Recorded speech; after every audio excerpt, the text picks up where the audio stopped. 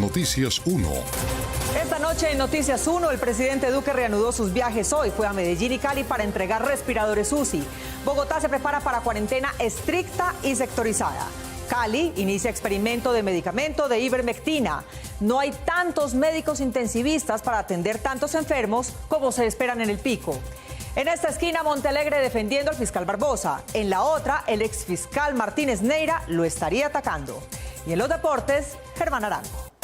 Mónica Duván Zapata marcó un bonito gol, pero Luis Fernando Muriel terminó cometiendo la pena máxima que le dio a Juventus de Juan Guillermo Cuadrado el empate final frente al Atalanta. Comenzó entrenamientos individuales el Deportivo Cali. Lentamente va regresando la normalidad al fútbol profesional colombiano.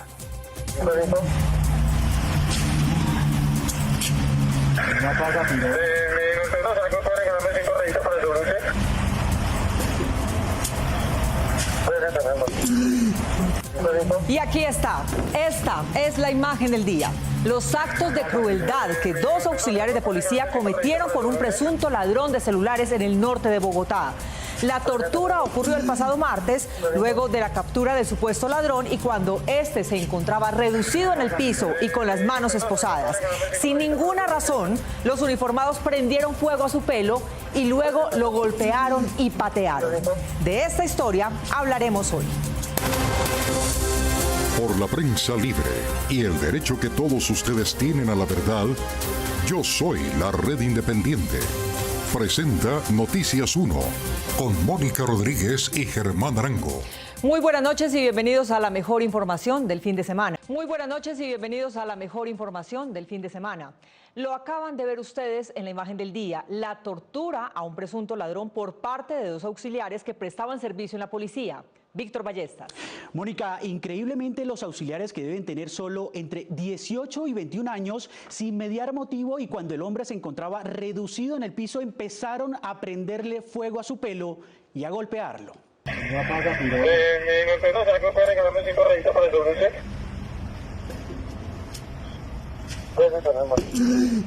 Un escandaloso video en el que consta un acto de tortura por parte de tres policías de Bogotá conoció hoy Noticias 1. Los hechos ocurrieron el pasado martes 7 de junio en el separador de la autopista norte frente a la estación calle 106 de Transmilenio.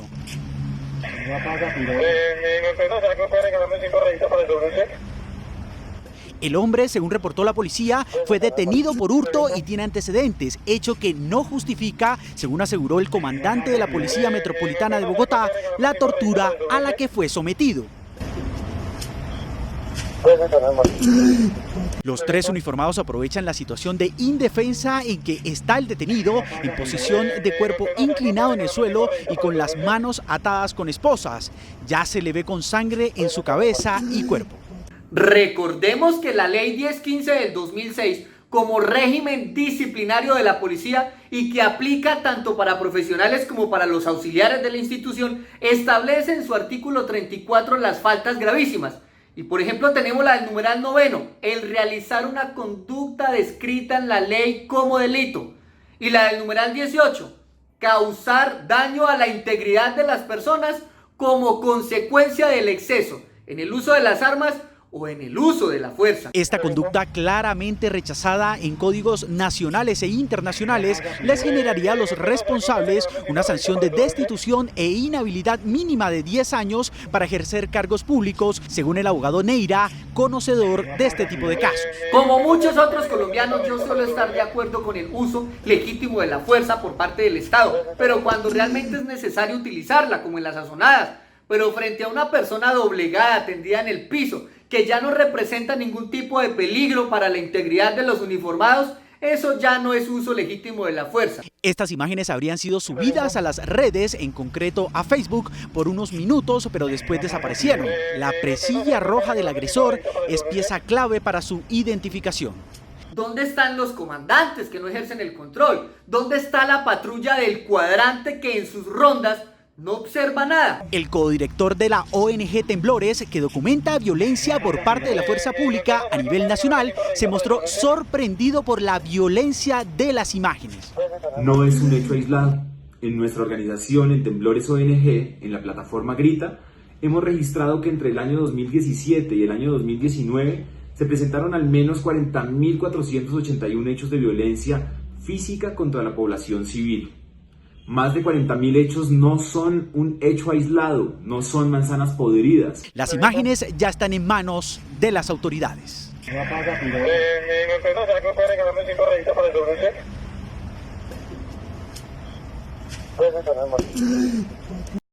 Metropolitana de Bogotá contestó a la llamada de Noticias 1 sobre la crueldad de los jóvenes uniformados. Fiel a la política de transparencia de mi institución, con inmenso dolor debo informar a la ciudadanía de un gravísimo hecho cometido por 2 auxiliares de policía que en la ciudad de Bogotá agredieron física y psicológicamente a un presunto responsable de hurto y de un patrullero que omitió cumplir sus funciones. En el primer instante que conocí del hecho, ordené aperturar las respectivas investigaciones penales y disciplinarias y tramité el desacuartelamiento del servicio de estos 2 auxiliares. Reprochamos esta clase de conductas dolosas que en nada representan el actuar de los hombres y mujeres de la Policía Metropolitana de Bogotá. Las restricciones de la pandemia no aplican para narcotraficantes ni asesinos de líderes sociales. Desde el 29 de junio hasta la fecha, 9 han sido asesinados en el Cauca, Nariño, Putumayo y Quindío. Patricia Uribe. Mónica, los líderes indígenas están siendo diezmados. 3 profesores indígenas del Chocó y el Cauca, que eran también dirigentes de sus comunidades, fueron asesinados. Entre el 29 de junio y 9 de julio fueron asesinados 9 líderes sociales, 3 indígenas, 2 afrodescendientes, 2 campesinos, un líder comunal y uno del grupo LGTBI. Jueves 9 de julio. Rodrigo Salazar, gobernador suplente del resguardo indígena del pueblo Aguá, Piguambí, Palangala, fue asesinado en el corregimiento de Llorente de Tumaco, Nariño. En ese sitio se sabe que hombres armados se acercó con una motocicleta y disparó. Eso es lo que se sabe. Ese mismo día, a las 9 de la mañana, Florentino Toconás Mensa, profesor indígena del resguardo Canoas, fue asesinado en Santander de Clichao, Cauca, por 2 hombres que le dispararon. Hay una disputa territorial entre actores armados también en la región y eso hace de que los líderes, las autoridades, hoy nos vemos amenazados. El 5 de julio, Paola del Carmen Mena y Armando Suárez, miembros del Consejo Comunitario Afro Renacer en el Tambo, Cauca, fueron asesinados a machete y bala por las disidencias del Frente Carlos Patiño de las FARC en San Juan de Micay. También ese día, a las 8 de la noche, fue asesinado a bala en su casa Gentil Pasos Liscano, presidente de la Junta de Acción Comunal de la Vereda del Puente, en Algeciras, Huila.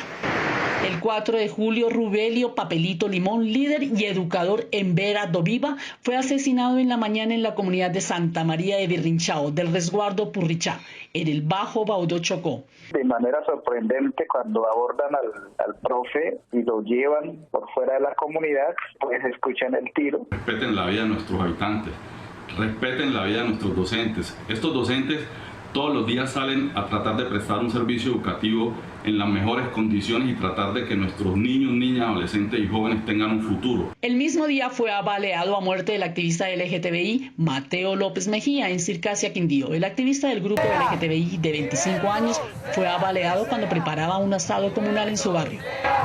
El 3 de julio, Eduardo Alemesa Papamija murió en Teteyé, Putumayo. Las primeras versiones dicen que Alemesa recibió un disparo de uno de los uniformados del ESMAD. El 29 de junio, segundo Agustín Imbachi Gómez, líder campesino del Tambo, Cauca y de 60 años, fue asesinado. Sicarios llegaron hasta su vivienda, lo sacaron a la fuerza y le dispararon. Después de permanecer en Bogotá desde el mes de marzo, cuando se inició la cuarentena, el presidente Duque reinició sus viajes por el territorio nacional. Hoy fue a Medellín y a Cali a entregar ventiladores para la emergencia sanitaria. En la reanudación de sus viajes, el presidente Iván Duque estuvo hoy en Medellín, en donde entregó 50 ventiladores para la capital antioqueña. Aunque no nombró a nadie en particular, el presidente aseguró que los alcaldes y gobernadores del país tienen que trabajar hombro a hombro con el gobierno nacional. Que este es un momento de desafíos, pero que los momentos de desafíos los enfrentamos juntos, sin polémicas, sin inculpaciones, sino todos entendiendo que estas circunstancias demandan lo mejor de nosotros en el trabajo en equipo. A pesar de que ha recibido críticas por la reapertura de diferentes sectores de la economía, Duque defendió sus decisiones a pesar de que el pico de la pandemia aún no ha llegado. En la medida que nosotros vayamos recuperando actividades productivas, vamos a enfrentar riesgos de contagio, es natural. Porque entre más interacción humana se presente, más riesgos de contagio vamos a tener en Colombia y en Cafarnaún. El mandatario anunció que el gobierno distribuirá insumos de protección de bioseguridad al personal de salud para facilitar su trabajo. Hoy tenemos más de 60 millones de equipos de protección personal para ser dispersados conforme a las instrucciones que nos dé el Ministerio de Salud. El jefe de Estado viajó después a Cali, en donde se reunió con el alcalde Jorge Iván Ospina y su grupo de médicos infectólogos, con quienes habló sobre la polémica decisión del mandatario local de suministrarle a los pacientes caleños el medicamento ivermectina, pero lo hizo solo en privado. En público no se refirió sino a la entrega de 100 respiradores para las camas UCI de la ciudad. Entregarle al departamento y a la comunidad estos 100 ventiladores adicionales para reforzar la capacidad de atención de pacientes críticos. El presidente continuará realizando viajes a las regiones del país. Ante la llegada inminente de los picos de la pandemia a Bogotá, la ciudad sacará de circulación a 2 millones de personas mediante confinamiento estricto y sectorizado. Por tratarse de los lugares de mayor índice de contagio, el sur y el centro de la ciudad serán los primeros confinados. Bogotá afrontará los picos de la pandemia con cuarentena estricta por sectores que reduzcan la circulación de personas de la ciudad de 6.5 a 4 millones. Insisto, ya no para aplazar el pico de la pandemia, que se espera ocurra entre mediados y finales de agosto, sino para pasar ese pico, sin que en ningún caso se colapse el sistema hospitalario y que siempre tengamos la necesidad de atender a quien lo necesita. El primer grupo de localidades que iniciará cuarentena estricta a partir del lunes y hasta el próximo 26 de julio son Ciudad Bolívar, San Cristóbal, Rafael Uribe, Chapinero, Santa Fe, Usme, Los Mártires y Tunjuelito. Durante este periodo de 14 días, cada una de estas localidades tendrá restricción total de movilidad, prohibido el expendio de bebidas alcohólicas, cierre de comercio en general exceptuando artículos de primera necesidad, farmacias y abastecimiento, y restricción total de actividades en estas zonas desde las 8 de la noche hasta las 5 de la mañana. Las cifras de positividad y sobre todo las cifras de letalidad y mortalidad que están creciendo en nuestra ciudad, están creciendo aquí y en esa población. Por eso, estas localidades del sur y del centro van a ser el primer turno de cuarentena. El segundo grupo es para el suroccidente de la ciudad. Las localidades que hacen parte de este grupo son Bosa, Kennedy, Puente Aranda y Fontibón. Estas entrarán en cuarentena estricta a partir del 27 de julio y hasta el 9 de agosto, mientras el último grupo, que comprende el noroccidente, entrará en cuarentena total y estricta desde el 10 de agosto y terminará esta fase de aislamiento el 23 de agosto. Este último grupo lo comprenden 3 localidades, Suba, Engativá y Barrios Unidos. Si usted reside en alguna de las localidades que comprenden los 3 grupos, no podrá salir a trabajar excepto si trabaja en alguna de las actividades indispensables, mientras el pico y cédula también se mantendrá. Necesitamos bajar de 6,5, bajar a cerca de 4,5 millones de personas máximo diarias circulando en la ciudad. Esta nueva cuarentena estricta sectorizada tendrá una renta básica garantizada de 240.000 pesos para más de 550.000 familias en estado de vulnerabilidad y pobreza de las 20 localidades. Además, más de 150.000 mercados. 700.000 familias en Bogotá, todas las familias que están en pobreza extrema y en vulnerabilidad, podrán recibir esta renta básica garantizada para pasar la cuarentena estricta por ciclos de 14 días en cada localidad que vamos a hacer en las próximas semanas. Dentro de esta medida, 4 localidades fueron excluidas, pues no tienen un alto nivel de contagio y poca población de adultos mayores. Estas son Usaquén, La Candelaria, Teusaquillo, Antonio Nariño y Sumapaz. Desde que el alcalde de Cali anunció que la ciudad suministrará dosis de ivermectina a sus pacientes de COVID-19, no solo se agotó el medicamento humano, sino también su versión veterinaria. Carolina Rodríguez. Mónica, el alcalde de Cali, Jorge Iván Ospina, insiste en que el medicamento ivermectina ayudará en la contención del COVID-19 en la ciudad. Sin embargo, advierte que este medicamento solo debe ser usado en pacientes que ya están infectados en su primera etapa. 10.000 dosis del medicamento llamado ivermectina serán suministrados a pacientes de COVID-19 en la primera fase de la enfermedad, tanto en Cali como en algunos municipios del Valle del Cauca. Según el médico Jorge Iván Ospina, alcalde de la ciudad, la ivermectina sería útil para disminuir el progreso del deterioro humano que produce el contagio con coronavirus. A pesar de que el INVIMA no aprueba su decisión por cuanto, según dice, no se ha aprobado la efectividad de ese medicamento empleado para combatir la infección que causa un parásito que pasa por las vías respiratorias y se aloja en el intestino, el alcalde insiste en adelantar esta campaña. Hay varios grupos de trabajo que están adelantando investigaciones documentales e investigaciones in situ y en terreno con ivermectina. Lo documental nos identifica que en Ecuador, Perú, República Dominicana, Honduras y El Salvador, los resultados que se han tenido en pacientes con COVID han sido favorables. Ospina también aseguró que no hay que esperar cuando la velocidad de la transmisión del virus y las cifras de fallecidos están multiplicándose y cuando simultáneamente las camas de las unidades de cuidados intensivos son escasas. Con pocos efectos colaterales y con poca interacción con otros medicamentos. Esa seguridad es la que nos convoca a promocionar su uso en la ciudad de Cali. Luego de la visita realizada hoy a Cali por el presidente Iván Duque y su ministro de Salud, el alcalde y el grupo de infectólogos y profesionales de la Universidad del Valle explicaron los alcances y beneficios que puede traer el medicamento. Necesitamos respuestas rápidas para los tiempos que se nos vienen y esa es la principal preocupación y en eso ellos quedaron muy comprometidos. Yo creo que quedamos todos muy satisfechos. Ospina no suspenderá su experimento. Nosotros hicimos las adquisiciones y procederemos a través de nuestras redes de servicios de proveerlo al paciente COVID positivo.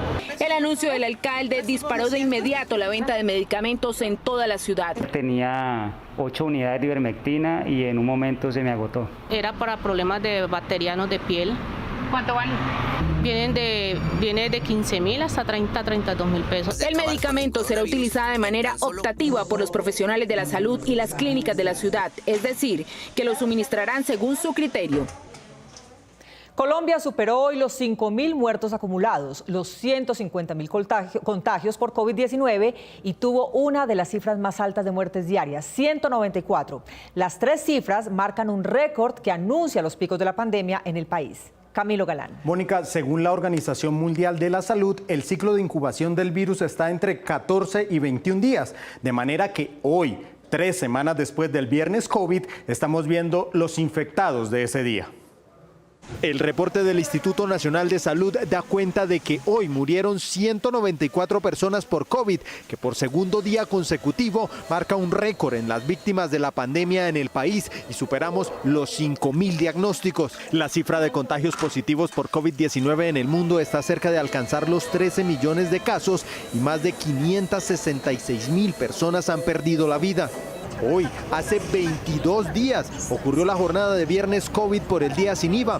Para esa fecha, el país reportaba un total de 63.276 casos confirmados, 2.045 personas fallecidas y ese mismo día murieron 95 personas. 22 días después, las cifras superan los 145.000 contagios, mientras la cifra de muertos llegaron a 5.119. En casos totales, Colombia ocupa el 19º lugar en el mundo, mientras que en total de muertes por COVID-19, Colombia está en la posición 21.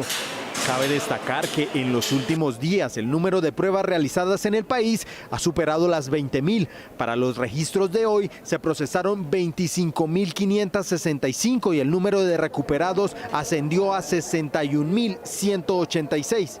Bogotá, que espera su pico de pandemia a mediados de agosto, está cerca de llegar a los 50.000 casos. Le siguen en su orden Atlántico con 23.665 casos y Valle del Cauca con 14.207. Puede haber un colapso de la capacidad del país para atender pacientes de COVID-19 porque no se trata solo de conseguir unidades de cuidado intensivo, sino también profesionales que las atiendan, sostiene el presidente del gremio de los intensivistas, Juan Fernando Barona. Mónica, según sus cuentas, en el país hay 1.200 intensivistas y 5.346 camas de cuidado intensivo que ellos no podrían atender. Como solución plantea dos: trasladar profesionales de zonas no COVID y trabajar con anestesiólogos y otras especialidades médicas. A pesar de que el gobierno nacional ha venido haciendo esfuerzos para proveer unidades de cuidados intensivos para todo el país, actualmente se presenta un problema porque no existe el suficiente personal médico para atender y coordinar en su totalidad las 5.346 camas de cuidados intensivos que hay. Aproximadamente hay un número de 1.200 intensivistas, de los cuales cerca de 167, 168 son intensivistas pediatras. El presidente de la Asociación Médica de Cuidados Intensivos, José Luis Achini, dijo que debido al desabastecimiento de médicos intensivistas en el país, otros especialistas han tenido que suplir esta falta de personal. El número de intensivistas para esas 5.346 camas no te da para cubrir, para hacer esa cobertura total, y por eso se plantean otras especialidades que vienen a apoyar o coadyuvar en la labor del intensivista, ¿no? Como son los internistas, como son los anestesiólogos. Achini aseguró que la falta de personal ha hecho que no se hayan podido abrir unidades de cuidados intensivos en algunas regiones. En Barranquilla hay UCIs que no se han podido abrir, de instituciones que no han tenido todavía un movimiento importante de pacientes que apenas arrancaban y que tienen UCIs porque no se ha conseguido el talento humano. Entonces, según el presidente de la Asociación Médica de Cuidados Intensivos, la situación se podría complicar en las próximas semanas cuando llegue el pico de la pandemia. Estamos en un tiempo difícil donde puede haber un colapso absoluto de la red hospitalaria y de la capacidad de respuesta. Para el presidente de la Asociación Médica de Cuidados Intensivos, no sirve de nada que se consigan estas unidades si no hay personal que pueda manejarlas. No es solamente un tema de ventilador y el talento humano que es restrictivo para cualquier proceso de expansión. Es por esto que Achini le hizo un llamado al gobierno y a los mandatarios locales para que permita que haya una redistribución de médicos intensivistas que están en regiones en donde no hay coronavirus, para que apoyen ciudades como Barranquilla o Bogotá, en donde no hay suficientes profesionales. Bogotá tiene aproximadamente unos 170 intensivistas en este momento para unas 1.500 unidades de cuidado intensivo. Además, José Luis Achini manifestó su preocupación porque alrededor de 17 intensivistas están contagiados por coronavirus, lo que no les ha permitido trabajar. Al comenzar mayo, el departamento de Sucre tenía 21 pacientes de COVID-19, pero hoy acumula ya más de 2.500 y lo peor es que no tiene ninguna UCI que pueda atender a los más graves. Dayana Cruz. Mónica, hoy Sucre acumula 138 muertos. A partir de junio pasado y en el índice de contagio por 100.000 habitantes triplica las cifras del resto del país. El incremento en casos de COVID-19 en Sucre y la alerta de que podría convertirse en un nuevo foco de alto contagio llevó a las autoridades a triplicar las medidas de prevención. El departamento confirmó su primer caso el 29 de marzo y se mantuvo libre de nuevos contagios por 3 meses. Sin embargo, de los 2.503 casos que acumula a la fecha, 2.482 se presentaron entre el 21 de mayo hasta ahora. Sucre se convirtió en una de las regiones de mayor variación en este periodo. De los 138 fallecidos, 76 se registraron por fecha de muerte en junio y 62 de ellos eran mayores de 60 años. Y ese es el llamado que hacemos al gobierno nacional, que centre todo su esfuerzo en la ciudad, que vea cómo se nos han incrementado rápidamente. Tenemos una ciudad con unas complicaciones entre otras económicas, una ciudad que depende más del 70% de la informalidad, que hoy la economía ha sido tan frágil que hemos pasado de tener un desempleo de un 12.5, 12.9% a un 23, 24%. Sincelejo, la capital, presenta 3 veces más el promedio nacional de casos por 100.000 habitantes. Por sus características, que incluyen limitaciones desde el punto de vista asistencial, la ciudad ha sido objeto de medidas especiales como aumento en aplicación de pruebas de tamizaje. Además, los nuevos decesos por coronavirus siguen incidiendo de forma negativa en otros sectores, pues no hay nuevas camas UCI y ahora la capacidad del cementerio central está a punto de coparse. Hasta el momento pues tenemos una falta de UCI en el departamento. necesitamos más apoyo del gobierno nacional, necesitamos más ampliación de UCIs, dado que el crecimiento exponencial que hemos tenido en la pandemia está demostrando que se van a necesitar muchas camas más de UCI. En el sur de Sincelejo, la Secretaría de Salud inició hoy jornadas masivas de toma de muestras para detectar casos de coronavirus y en las comunas 8 y 9 habrá cierres parciales para desacelerar la curva de contagio. Naciones Unidas midió las capacidades de sus miembros para gobernar por Internet, lo que indican los indicadores.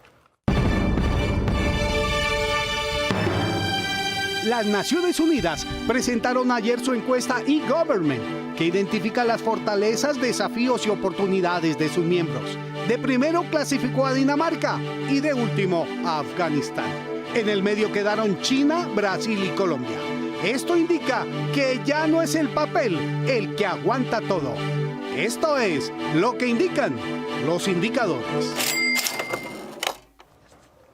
Las polémicas actuaciones del fiscal Barbosa dejaron en evidencia esta semana una presunta confrontación entre sus antecesores, los exfiscales Eduardo Montealegre y Néstor Humberto Martínez. Guillermo Gómez. Mónica, después de la defensa que el exfiscal Montealegre hizo de Barbosa, la Fiscalía anunció como recién descubiertas unas interceptaciones ilegales que se habrían hecho en su época. Pero en el laboratorio de video de Noticias 1 encontramos que en realidad esa noticia tiene por lo menos 7 meses. El exfiscal general Eduardo Montealegre y su exvicefiscal Jorge Perdomo, que se habían abstenido de hablar sobre la gestión de sus sucesores por considerar que estaban impedidos éticamente para hacerlo, salieron en medios esta semana para defender al polémico fiscal Francisco Barbosa, después de su viaje a San Andrés en compañía de su familia y del Contralor, también con su familia.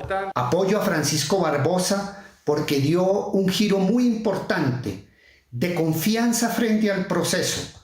Además, es un hombre garantista que rescata los valores y principios de la Constitución de 1991. Yo creo que si el fiscal el fin de semana no puede estar con su familia porque tiene que estar trabajando, pues yo sí prefiero ver a un fiscal trabajando los fines de semana soportado con su familia. Después de esta, que parece una alianza entre el actual fiscal y sus antecesores, la vicefiscal Marta Mancera anunció ayer viernes que la Fiscalía tiene evidencia de que el gestor de paz Álvaro Leiva fue interceptado ilegalmente hace 7 meses en época de la administración Montealegre. El hecho se interpretó como un intento de Barbosa de separar su gestión de la de los dos exfuncionarios. Néstor Humberto Martínez Neira es un trapecista. Pero lo que la vicefiscal Mancera anunció como hecho nuevo fue noticia en noviembre del año pasado. Aparece una interceptación al doctor Álvaro Leiva en el año 2013. Hace 7 meses, el periodista Daniel Coronel publicó también una columna en la que relata los mismos hechos. Y agrega unos audios grabados por los exfuncionarios de la Fiscalía Fabio Augusto Martínez Lugo y Luis Carlos Gómez Góngora en la cárcel por interceptaciones ilegales. Los resultados de los análisis de las interceptaciones eran entregadas directamente al señor fiscal general de la Nación, doctor Néstor Humberto Martínez Neira. Estos antecedentes unidos, que hoy aparecen en piezas separadas, demostrarían que detrás del pronunciamiento hecho ayer desde la Fiscalía sobre un hecho que ya era conocido, estaría la pugna que habría entre Montealegre y Perdomo del lado del fiscal Barbosa y del otro lado estaría el también exfiscal Néstor Humberto Martínez, a quien Montealegre, en su video de esta semana, acusó de actos antidemocráticos. Arribista de profesión, derribado del cargo de fiscal general por sus mentiras. Además de la defensa de Montealegre a Barbosa, el exfiscal Néstor Humberto Martínez intentó liberarse de los señalamientos en su contra como receptor de interceptaciones ilegales. El fallo de la Corte Constitucional sobre la inexequibilidad de un artículo presidencial que permitía las sesiones virtuales del Congreso dio lugar a interpretaciones de un lado y del otro en el Capitolio. Eduardo López Júquer. Mónica, el sector parlamentario que defiende las sesiones virtuales interpretó el fallo a su favor. Y lo mismo hicieron los congresistas que insisten en sesionar presencialmente. El fallo de la Corte Constitucional, que declaró inexequible el artículo con el que el gobierno habilitó las sesiones virtuales del Congreso, con el argumento fundamental de que el legislativo no recibe instrucciones del Ejecutivo en una democracia, suscitó las más variadas interpretaciones. Unos parlamentarios aseguran que se salvó el Estado de Derecho y otros que se salvó el trabajo legislativo virtual. Es una buena y además revitalizadora noticia para nuestra democracia. Se nivelará la cancha de los poderes públicos. La Corte reafirma la independencia de los órganos del poder público, reafirma la autonomía del Congreso Esperamos entonces que el Congreso haga uso de esa autonomía. Los presidentes de Cámara y Senado, Carlos Cuenca y Lidio García, en cambio, se distanciaron del fallo de la Corte y le dieron su propia interpretación. La Cámara de Representantes no sesionó virtualmente con base en el decreto 491, artículo 12, que es el que tumba hoy la Corte Constitucional. Nosotros sesionamos virtualmente con nuestro propio marco de ley quinta de 1992. Es una decisión para celebrar en el Congreso de la República, ya que reviste de legalidad y de constitucionalidad todas las decisiones tomadas en el Congreso de Colombia a través de las sesiones virtuales. Alexander López, del Polo Democrático y segundo vicepresidente del Senado, afirma que la virtualidad rompió el orden constitucional, mientras Iván Cepeda cree que la Corte le devolvió la función del control político al legislativo. Se recupera un pedazo de democracia. Llevábamos 4 meses en una dictadura civil. El Congreso no puede ser enclaustrado a una plataforma virtual que debe ejercer a plenitud el control político y la deliberación democrática. La senadora uribista Ruy Chagui, por su parte, señala que el fallo de la Corte mantiene la vigencia y legalidad de las sesiones virtuales. La Constitución y la Ley Quinta ofrecen las herramientas para que el Congreso siga trabajando desde la virtualidad, como lo demostramos en la legislatura que terminó el 20 de junio. En las distintas bancadas hay muchas dudas sobre la legalidad y la constitucionalidad de reformas constitucionales y leyes aprobadas en el ciberespacio. Un grupo de trabajadores de la empresa de vigilancia Vice resolvió demandar a su patrón por los cobros que consideran abusivos del plan de vivienda que les ofreció como empleador y en el que se va todo su sueldo. Juliana Ramírez. Mónica, fue en vano nuestra búsqueda de una respuesta de la empresa, que en vez de contestar, optó por darle 320.000 pesos a quien creía era uno de los quejosos.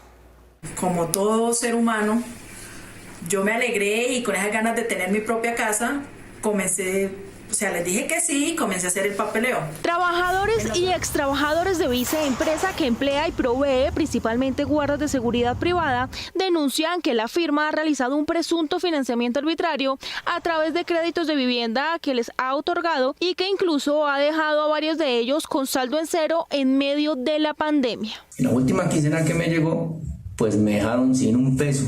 Me llegaban 14.000 pesos a retirar de sueldo. Mis quincenas eran de 50.000, 100.000 y 80.000 pesos, como lo pueden ver en mi desprendible. Han tenido el descaro de dejarme con una quincena de un peso. Yo recibía 100 pesos quincenal. Por este tema existe una demanda de acción de grupo de 50 personas contra Vice, en la que aseguran buscan frenar la capitalización de intereses sobre los créditos y las sumas exorbitantes que se les cobra a través de sus sueldos, primas, incapacidades y vacaciones. El artículo 152 del Código Sustantivo del Trabajo permite que el patrono otorgue préstamos para vivienda. La interpretación conveniente que le ha hecho la empleadora Vice a este artículo ha logrado al vulnerar derechos fundamentales tales como el mínimo vital, la dignidad humana. Según los trabajadores, aprovechándose de su baja escolaridad, la empresa les hizo firmar una hipoteca abierta sin límite de cuantía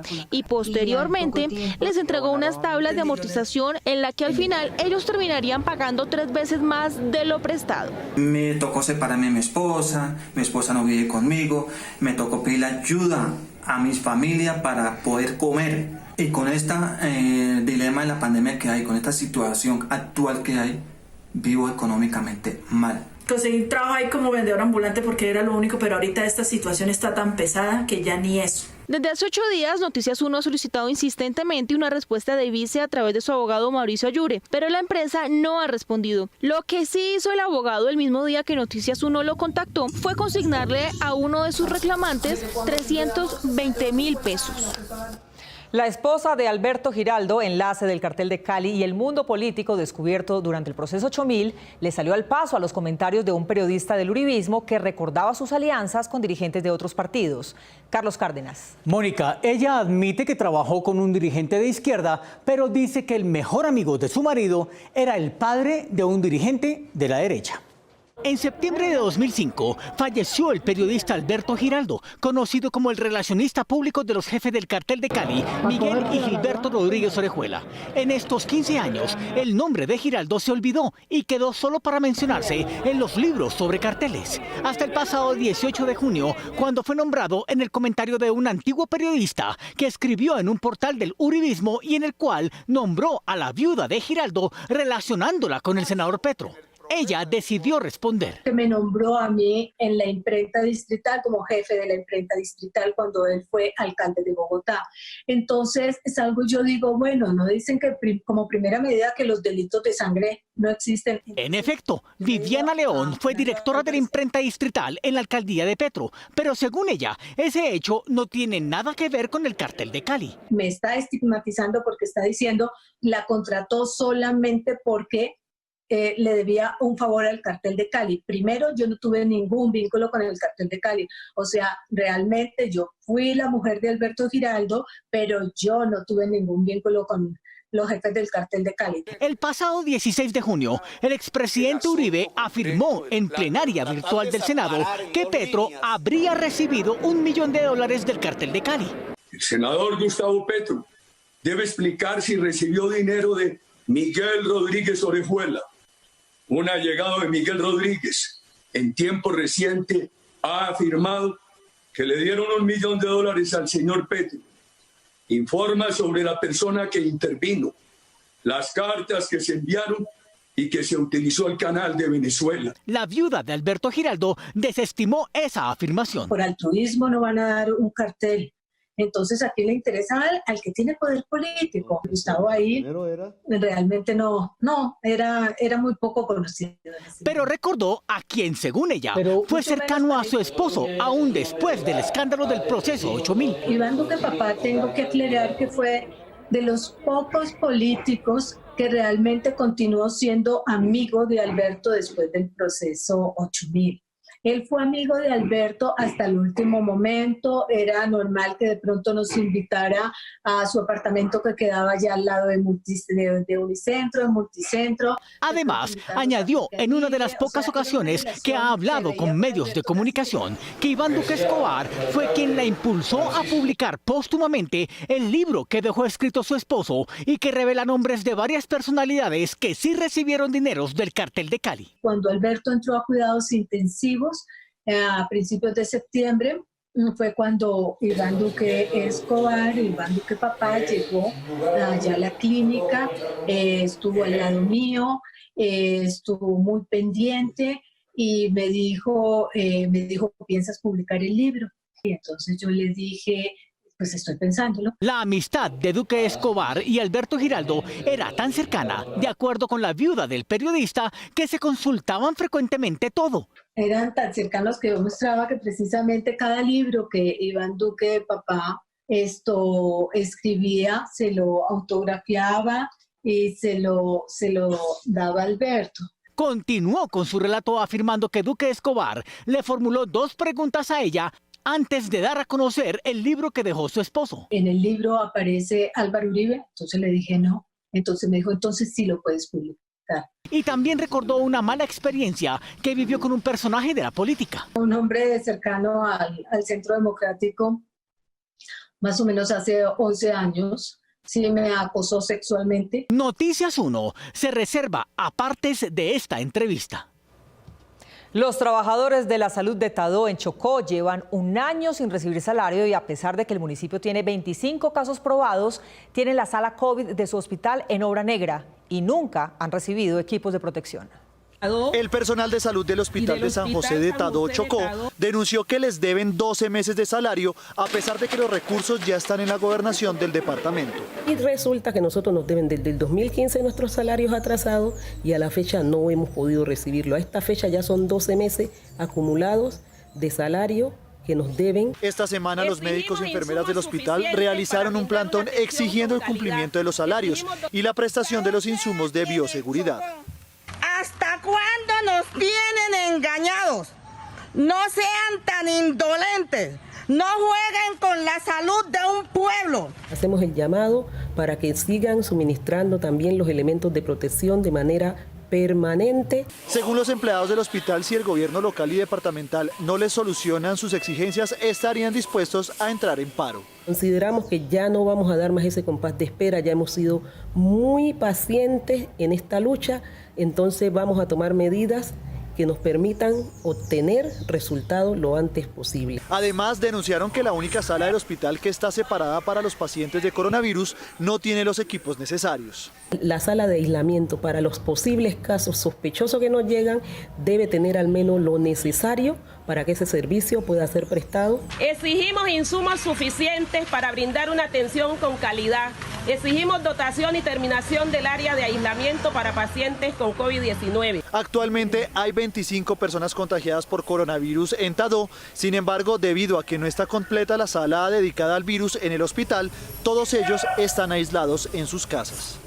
Los feligreses de Salamina Caldas, que como todos los colombianos dejaron de asistir a ritos religiosos en marzo pasado, volvieron a misa el pasado domingo.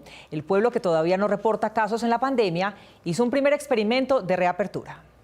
Después de casi 4 meses, los feligreses de Salamina Caldas regresaron a la tradicional misa de la Basílica de la Inmaculada Concepción, una costumbre arraigada a su cultura que se había visto aplazada por la pandemia. Para el municipio de Salamina y todos sus feligreses ha sido de gran beneplácito contar con la salud espiritual. Después de un confinamiento, lo importante no solamente es la salud física, sino también la salud espiritual. Aunque a Salamina no ha llegado el coronavirus, los fieles católicos saben que no pueden dar el saludo de la paz, ni mucho menos acercarse a otros para conversar. Se dirigen únicamente al templo, según ellos, a tener un encuentro espiritual con Dios, conservando las medidas de bioseguridad que desde la entrada les recuerdan que vivimos en un tiempo de pandemia. Yo creo que para mí es una bendición y ojalá hubiera más capacidad de que los feligreses puedan asistir a la Santa Eucaristía. Muy satisfactorio bajo todo punto de vista que después de un poco más de 120 días podamos tener ese encuentro nuevamente acá en nuestra basílica, orgullo nuestro, ese encuentro tan cercano con Dios. Bajo estrictos protocolos de seguridad, sin que el aforo supere las 20 personas por servicio religioso, con reglas de distanciamiento físico y recomendaciones de higiene, se realizan las Eucaristías. El uso permanente del tapabocas, la desinfección del calzado, la toma de temperatura a través de los termómetros digitales, no se permite el contacto físico, inclusive la genuflexión también ha quedado limitada. Las bancas están marcadas con los lugares donde deben sentarse los salamineños, guardando la distancia, y en el momento de la comunión reciben la hostia en sus manos, no sin antes desinfectarlas con alcohol. Miles de drones en perfecta sincronía se elevaron sobre el cielo de Seúl para explicar las nuevas reglas sociales de la pandemia.